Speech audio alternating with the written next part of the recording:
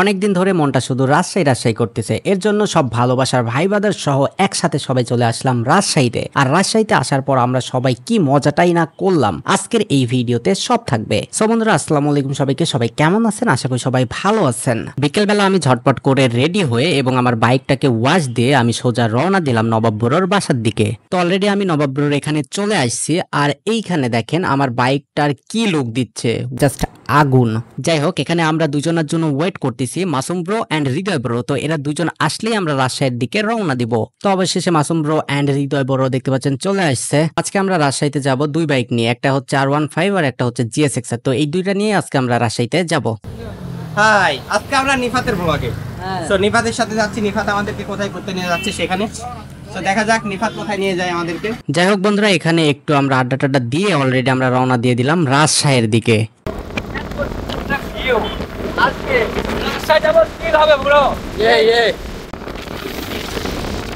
আমরা লালপুর হয়ে একদম বাঘার উপর দিয়ে যে হাইওয়েটা গেছে, ওই হাইওয়েটা দিয়েই বাইক রাইড দিচ্ছি, কারণ এই হাইওয়েটা অনেক চওড়া হওয়ার জন্য বাইক রাইড দিয়ে কিন্তু অন্যরকম একটা ফিল পাওয়া যায়।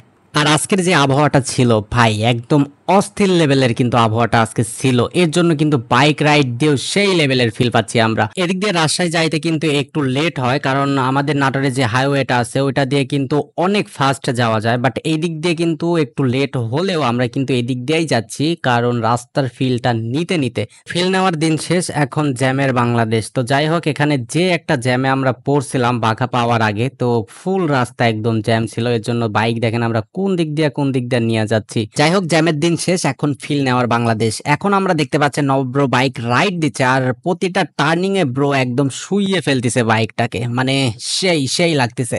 আর আজকের ট্যুরটা ভাই একদম সেই লেভেলের মজা হচ্ছিল। যাই হোক, অলরেডি আমরা চলে আসছি রাজশাহী এডওয়ার্ড কলেজের সামনে। তো এইখানে আমরা একটু লেট করলাম, আর এইখানে আমরা কিছু পিক উঠাইলাম। তোমাদের দুজনকে নিয়ে রোস্টিং করে দিচ্ছি।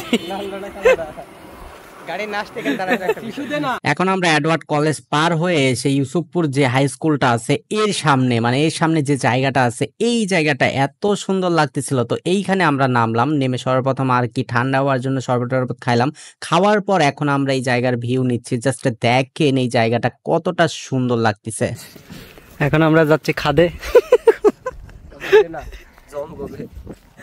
জঙ্গলে। এখন আমরা খাদে যাবো, খাদের যা ভিউ ছাড়লেই ফর ইউ।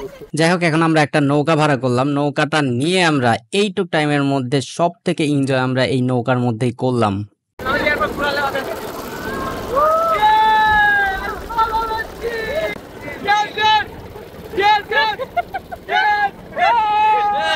আমাকে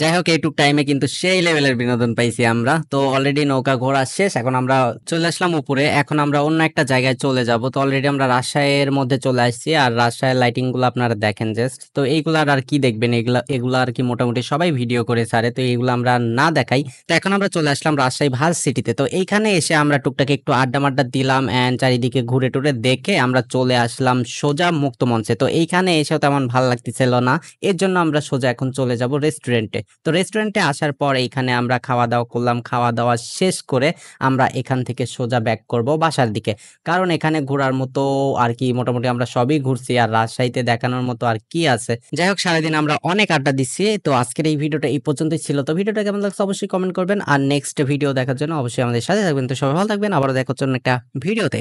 আল্লাহ হাফেজ।